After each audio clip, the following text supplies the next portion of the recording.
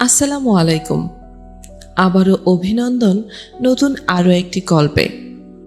গল্পটি পাঠ করে শোনানোর জন্য আপনাদের সাথে রয়েছি আমি ফারজানা আহমেদ। আমাদের আজকের নিবেদন বিভূতিভূষণ বন্দ্যোপাধ্যায়ের ছোট গল্প বিপদ। আমার গল্প পাঠের উদ্দেশ্য আপনাদের মনোরঞ্জন করা এবং আপনাদের অবসরকে আরও বেশি রোমাঞ্চকর করা। তাই গল্পগুলো ভালো লাগলে অবশ্যই চ্যানেলে সাবস্ক্রাইব করতে ভুলবেন না এবং এই রকম আরও সুন্দর সুন্দর গল্প শোনার জন্য আমার পূর্ববর্তী পাঠগুলো শুনে আসতে পারেন। তাহলে শুরু করছি বিভূতিভূষণ বন্দ্যোপাধ্যায়ের বিপদ। বাড়ি বসিয়া লিখতেছিলাম, সকালবেলাটায় কে আসিয়া ডাকিল, জ্যাঠামশাই। এক মনে লিখতেছিলাম, একটু বিরক্ত হইয়া বলিলাম, কে? বালিকা কণ্ঠে কে বলিল, এই আমি, হাজু। হাজু? কে হাজু? বাহিরে আসিলাম। একটা 16-17 বছরের মলিন বস্ত্রপরণে মেয়ে একটি ছোট ছেলে কোলে দাঁড়াইয়া আছে। চিনিলাম না। গ্রামে অনেকদিন পরে নতুন আসিয়াছে, কত লোককে চিনি না। বলিলাম, কে তুমি? মেয়েটি লাজুক সুরে বলিল, আমার বাবার নাম রামচরণ বৈষ্ণব। এইবার চিনিলাম। রামচরণের সঙ্গে ছেলেবেলায় করি খেলিতাম। সে আজ বছর 5 হইল ইহলোকের মায়া কাটাইয়া সাধনোচিত ধামে প্রস্থান করিয়াছে। সে সংবাদও রাখি, কিন্তু তাহার সাংসারিক কোনো খবর রাখিতাম না। তাহার যে এত বড় মেয়ে আছে তাহা এখনই জানিলাম। বলিলাম, ও, তুমি রামচরণের মেয়ে? বিয়ে হয়েছে দেখছি। শ্বশুরবাড়ি কোথায়? কালোপুর। বেশ বেশ। এটি খোকা বুঝি? বয়স কত হলো? এই 2 বছর। বেশ, বেঁচে থাকো। যাও, বাড়ির মধ্যে যাও। আপনার কাছে এই যে জ্যাঠামশাই, আপনি নোক রাখবেন? নোক? না, নোক তো আছে গয়লা বউ। আর নোকের দরকার নেই। কেন, থাকবে কি? আমিই থাকতাম, আমার মাইনে লাগবে না। আমাদের দুটো খেতে দেবেন? কেন, তোমার শ্বশুরবাড়ি? মেয়েটি কোনো জবাব দিল না। অত শত হাঙ্গামাতে আমার দরকার কি? লেখার দেরি হইয়া যাইতেছে। সোজাসুজি বলিলাম, না, লোকের এখন দরকার নেই আমার। তারপর মেয়েটি বাড়ির মধ্যে ঢুকিল এবং পরে শুনিলাম সে ভিক্ষা করিতে আসিয়াছিল। চাল লইয়া চলিয়া গিয়াছে। মেয়েটির কথা ভুলিয়া গিয়াছিলাম। হঠাৎ একদিন দেখি রায়দের বাহিরের ঘরের পৈঠায় বসিয়া সেই মেয়েটি হাউমাউ করিয়া একটু কড়া তরমুজ খাইতেছে। যেভাবে সে তরমুজের টুকরাটি ধরিয়া কামড় মারিতেছে, হাউমাউ কথাটি সুষ্ঠুভাবে প্রযোজ্য এবং এই কথাটাই আমার মনে আসিল। অতি মলিন বস্ত্র পরিধানে, ছেলেটি ওর সঙ্গে নাই। পাশে পৈঠার উপরে 2-1 টুকরো পেঁপে ও 1 খণ্ড তালের গুড়ের পোটালি। অনুমানে বুঝিলাম আজ অক্ষয় তৃতীয়া উপলক্ষে রায়বাড়ি কলসি উৎসর্গ ছিল। এইসব ফলমূল ভিক্ষা করিতে গিয়া প্রাপ্ত, কারণ মেয়েটির পায়ের কাছে একটা পোটলা এবং সম্ভবত তাহাতে ভিক্ষা পাওয়া চাল। সেদিন আমি কাহাকে যেন মেয়েটির সম্বন্ধে জিজ্ঞাসা করিলাম। শুনিলাম মেয়েটি শ্বশুরবাড়ি যায় না, কারণ সেখানকার অবস্থা খুবই খারাপ।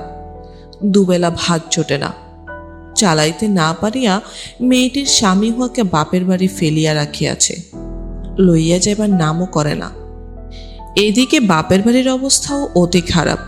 রামচরণ বৈষ্ণবের বিধবা স্ত্রী লোকের বাড়ি ঝিবৃত্তি করিয়া 2টি অপগণ্ড ছেলে মেয়েকে অতি কষ্টে লালন পালন করে। মেয়েটি মায়ের ঘাড়ে পড়িয়াছে আজ 1 বছর।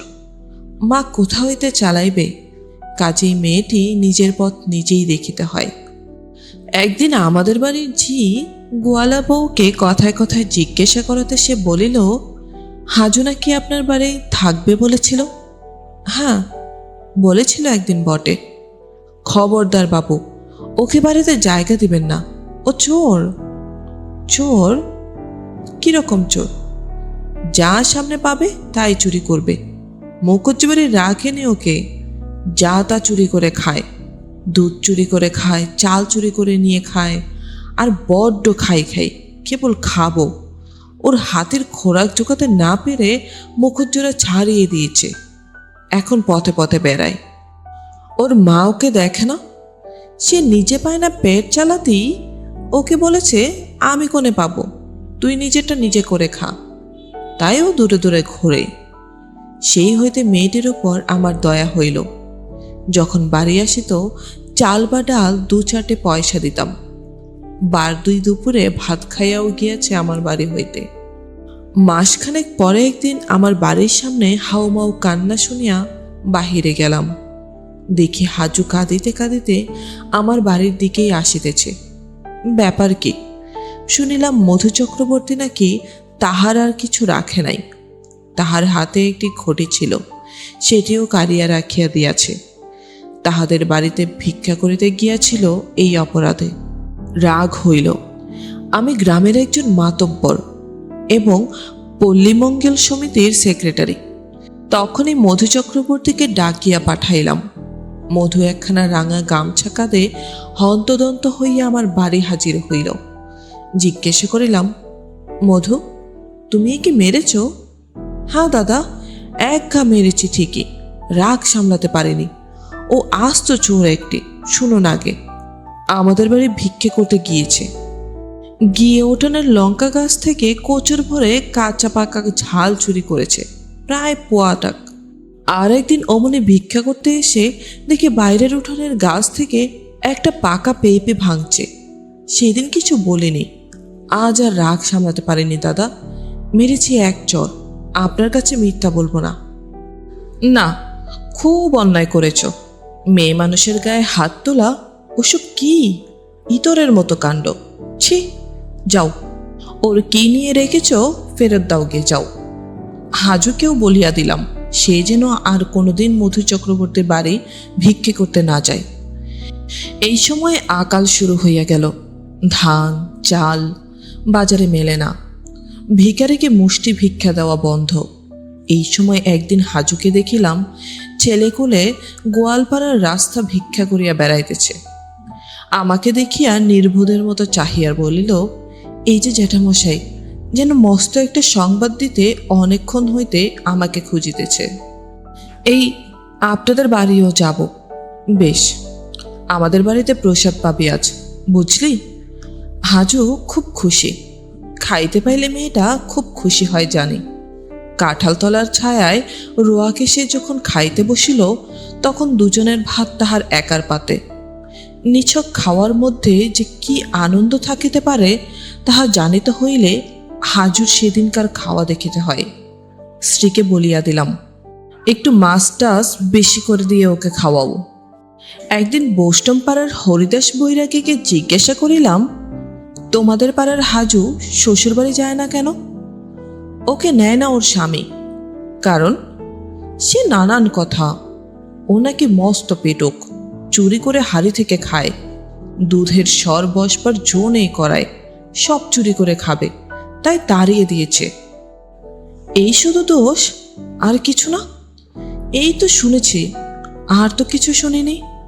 তারাও ভালো গেরস্ত না, তাহলে কি আর ঘরের বউকে কেউ তাড়িয়ে দেয় খাওয়ার জন্যে? তারাও তেমনই। কিছুদিন আর হাজুকে রাস্তাঘাটে দেখা যায়নি। একদিন তাদের পাড়ার বৌষ্টমী বউ বলিল, শুনছেন কাণ্ড? কি? সেই হাজু আমাদের পাড়ায়, সে যে বনগাঁয়ে গিয়ে নাম লিখিয়েছে। আমি দুঃখিত হইলাম। এদেশে নাম লেখানো বলে বেশ্যাবৃত্তি অবলম্বন করাকে। হাজু অবশেষে পতিতাবৃত্তি গ্রহণ করিল।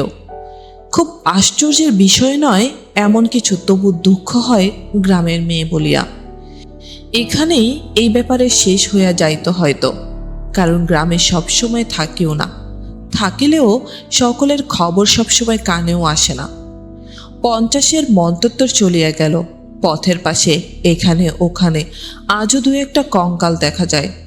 ত্রিপুরা জেলা হইতে আগত ববক্ষ নিঃস্ব হতভাগ্যরা পৃথিবীর বুকে চিহ্ন রাখিয়া গিয়াছে।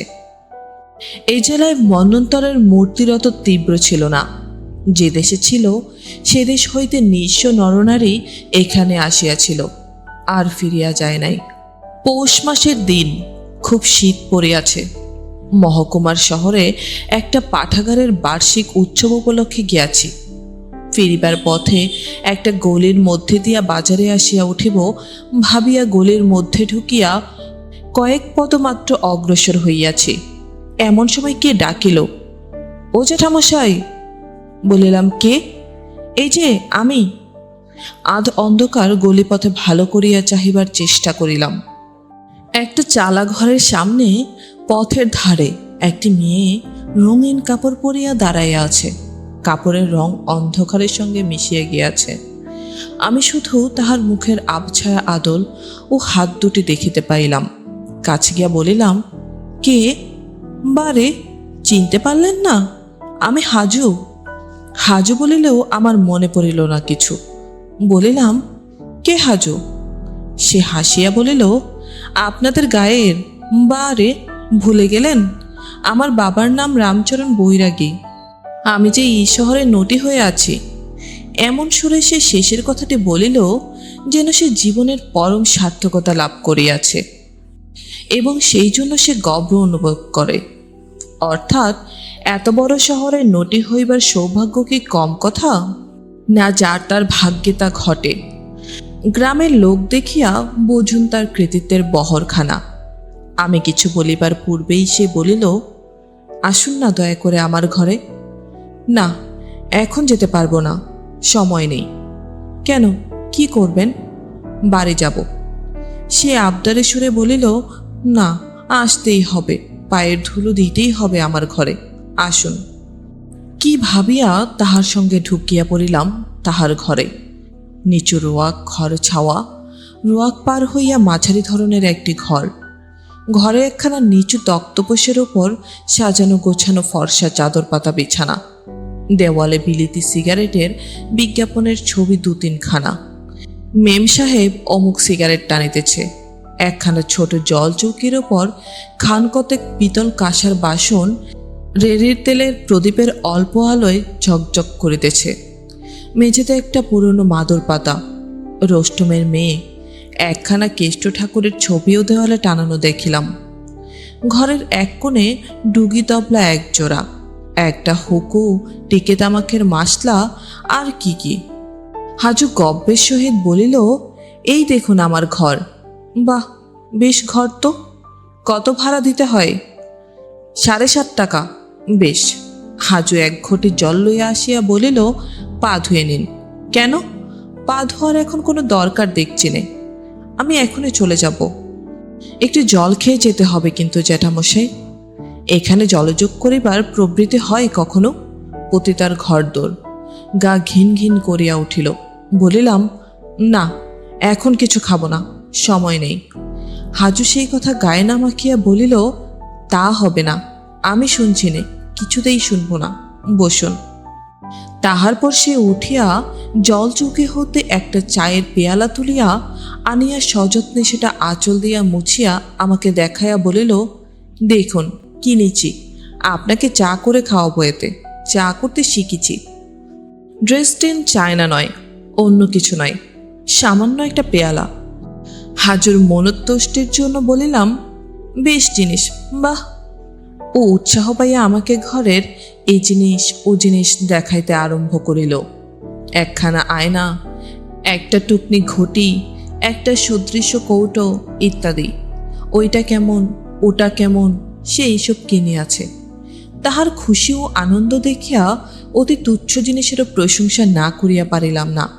এতক্ষণ ভাবিতেছিলাম ইহাকে এ পথে আসিবার জন্য তিরস্কার করি এবং কিছু সদুপদেশ দিয়া জ্যাঠামশাইয়ের কর্তব্য সমাপ্ত করি, কিন্তু হাজুর খুশি দেখিয়া ওসব মুখে আসিল না।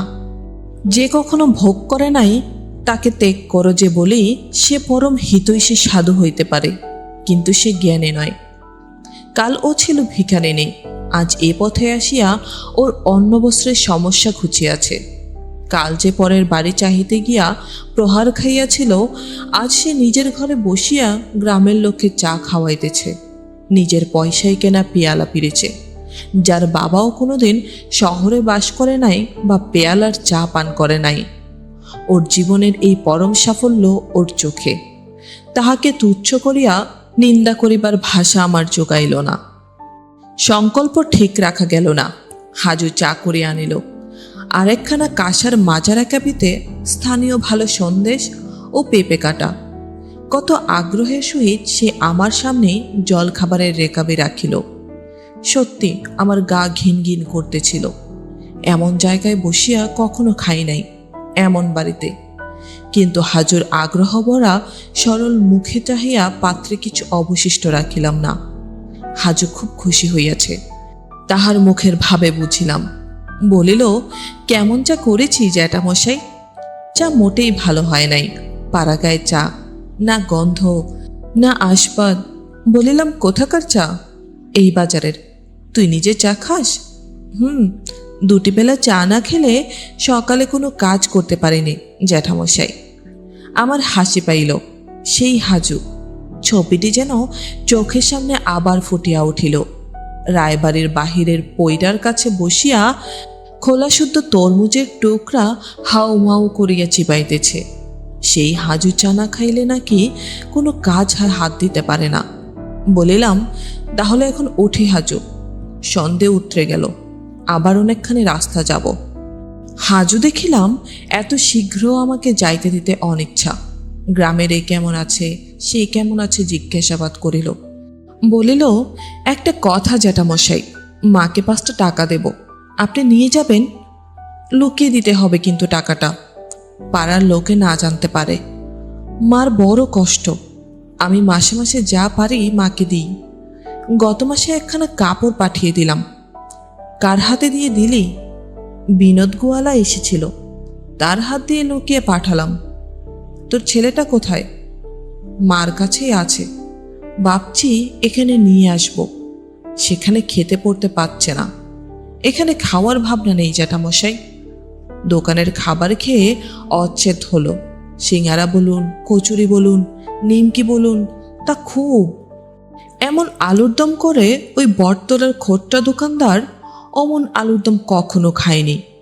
এই এত বড় বড় এক একটা আলুর আর কত রকমের মশলা। আপনি আর একটু বসবেন, আমি কি আলুর দম আনব? না। ইহার সরলতা দেখিয়াও হাসি পায়, রাগ হয় না ইহার ওপর। বলিলাম, না, আমি এখন যাচ্ছি, আর ওই টাকাটা আমি নিয়ে যাব না। তুমি মানি অর্ডার করে পাঠালেও তো পারো। অন্য লোকে দেবে কি না দেবে, বিনোদ যে তোমার মাকে টাকা দিয়েছে কি না তার ঠিক কি? হাজুর এই সন্দেহ মনে ওঠে নাই এতদিন। বলিল, যা বলেছেন জ্যাঠামশাই, টাকাটা তো ওর হাত দিয়ে পাঠিয়ে দিই। মা পায় কি না পায় কি জানি। এ পর্যন্ত কত টাকা দিয়েছ? তা 25 টাকার বেশি। আমি কি হিসেব জানি জ্যাঠামশাই? মা কষ্ট পায়, আমার তা ভালো লাগে। কার হাত দিয়ে পাঠিয়ে দিস? হাজু সজ্জল মুখে চুপ করিয়া রহিল। বুঝিলাম আমাদের গ্রামের লোকজন ইহার নিকট যাতায়াত করে। বলিলাম, আচ্ছা দে সেই 5টা টাকা, চলে। আবার আসবেন জ্যাঠামশাই, বিদেশে থাকি, মাঝে মাঝে দেখে শুনে যাবেন এসে। গ্রামে ফিরিয়া হাজুর মায়ের সঙ্গে দেখা করিয়া টাকা 5টি তাহার হাতে দিলাম। জিজ্ঞাসা করিলাম, আরে কেউ তোমাকে কোনো টাকা দিয়েছিল? হাজুর মা আশ্চর্য হইয়া বলিল, কই না, কে দেবে টাকা? বিনোদ ঘোষের নাম করিতে পারিতাম, কিন্তু করিলে কথাটা জানাজানি হইয়া পড়িবে। বিনোদ ভাবিবে আমারও ওখানে যাতায়াত আছে, এবং হাজুর প্রণয়ীদের দলে আমিও ভিড়িয়া গিয়েছি এই বয়সে। কি গরজ আমার?